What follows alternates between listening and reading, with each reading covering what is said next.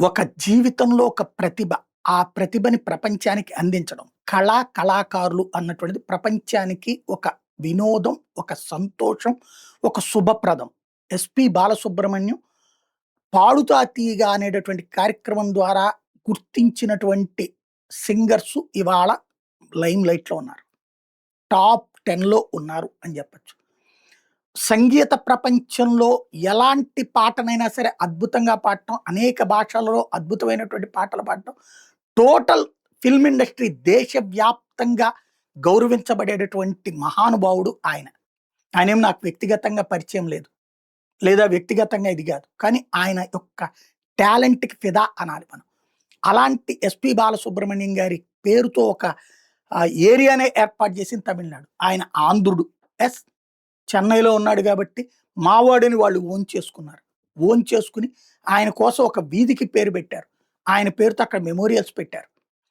మన దౌర్భాగ్యం ఏంటంటే, ఆంధ్ర వాడు కాబట్టి తెలంగాణలో రవీంద్ర భారతి లాంటి కళాక్షేత్రంలో ఆయన వేదిక ఆయన విగ్రహం పెట్టడానికి వీల్లేదని చెప్పేసేసి, తెలంగాణకు సంబంధించినటువంటి ఒక నాయకుడు. అతను ఊరు పేరు గూడా తెలియనోడు అకస్మాత్తుగా నాయకుడు ఎట్లయ్యాడంటే, ఇప్పుడు మీడియా, సోషల్ మీడియా ద్వారా మళ్ళీ రెచ్చగొట్టాలనుకుంటున్నటువంటి వేళ, వాళ్ళ చేతిలో పావుగా ఎస్‌పి బాలసుబ్రహ్మణ్యం గారి విగ్రహం అక్కడ అయింది.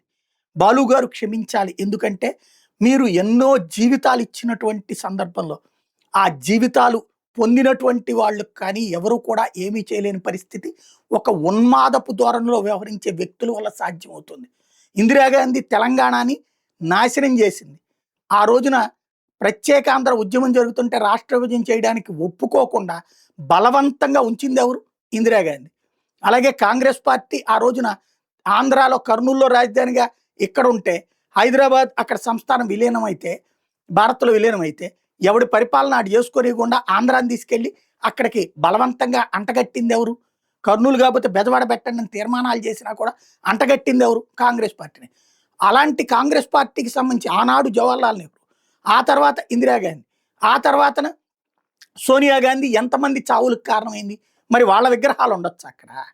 అదే స ఏదైతే వృత్తే, వ్యవహారం వ్యవహారమే అని ఏనాడు ఏ కాంట్రవర్షియల్ స్టేట్మెంట్ చేయలేదు. ఎవడో ప్రచారం చేశాడు తెలంగాణ పాట పాడమంటే పాడనన్నారు. ఎవడో ఇట్లాంటి ప్రచారాలు ఆంధ్రుల మీద కుప్పలు తెప్పలు చేశారు. తప్పుడు ప్రచారాలు ఉద్యమం టైంలో. మళ్ళీ ఇప్పుడు తప్పుడు ప్రచారాలు చేసే వాళ్ళ మధ్యన బాలసుబ్రహ్మణ్యం గారి పేరుని నాంచి నెగెటివ్ క్రియేట్ చేసే ప్రయత్నం. ఆంధ్ర, తెలంగాణ ప్రజలు ప్రశాంతంగా ఉన్నారు. మనకి పరిపాలన చేత కాకపోతే, మనం సరిగ్గా ప్రజల ఆదరణ పొందలేకపోతే, ఒక ఉద్వేగాన్ని సృష్టించాలనేటటువంటి ఒక దౌర్భాగ్యపూరితమైనటువంటి వ్యవస్థ నాడు కాంగ్రెస్ పార్టీ 2014కి ముందు చేసింది, మళ్ళీ ఇప్పుడు చేస్తుంది. ఆ ట్రాప్‌లో బలవుతున్నటువంటి వేళ బాలు గారు ఈ సమాజాన్ని క్షమించండి. మాకున్న దరిద్రం ఏంటంటే, మా దగ్గర హీరోలందరూ సినిమాలో స్క్రీన్ మీద హీరోలు. మా దగ్గర ఉన్న నటులందరూ సినిమాల్లో స్క్రీన్ మీద హీరోలు. కానీ మా దరిద్రం ఏంటంటే, ఆంధ్రాకి రారు వాళ్ళు. ఇంత తూ అనూస్తున్నా, ఛీ అంటున్నా, లేకపోతే ఎంత దుర్మార్గంగా చిత్రీకరిస్తున్నా సరే, చీము నెత్తురుతో ఆంధ్రాకొచ్చి ఇక్కడ బతుకుదాం, ఇక ఎందుకు అక్కడ అన్నటువంటి కాన్సెప్ట్ కూడా లేదు. అది మా కర్మ. మీలాంటి వాళ్ళకి మేము ఘనమైన నివాళులు అర్పించుకోలేకపోతున్నాం.